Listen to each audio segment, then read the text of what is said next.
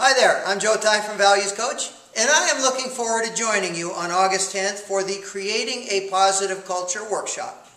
And here's a quick overview of some of the things we're going to cover that day. First, I am going to give everybody a copy of the Cultural Blueprinting Toolkit workbook, and we're going to go through a few of the exercises. And in this workbook, I show you how to create a blueprint for what we call the invisible architecture of your organization, where the foundation is core values, and we talk about your organization's stated values, but also the personal values of the people who work there. The superstructure is corporate culture, the personality, the character of your organization, and the interior finish is attitude in the workplace.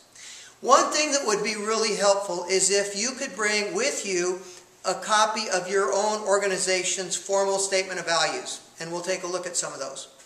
Then we're going to take a deeper dive into culture, and you will all get or have already received a copy of the book, The Florence Prescription.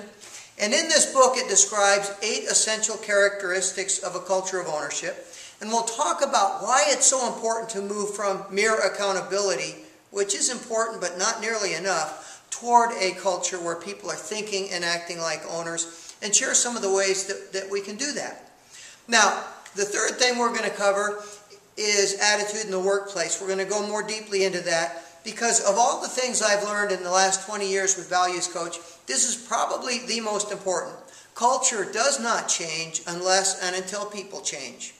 And people will only change if they see a strong personal interest in doing so. And part of the challenge is giving people that inspiration, that motivation to want to be more positive, to want to be more creative, to want to think like owners, like partners in the enterprise, and not just renting a spot on the organization chart. And one of the most powerful tools that we share is the Self-Empowerment Pledge. And you will each receive a set of wristbands, one for each day's promise. We have seen some amazing things when people take to heart these 7 promises at a personal level.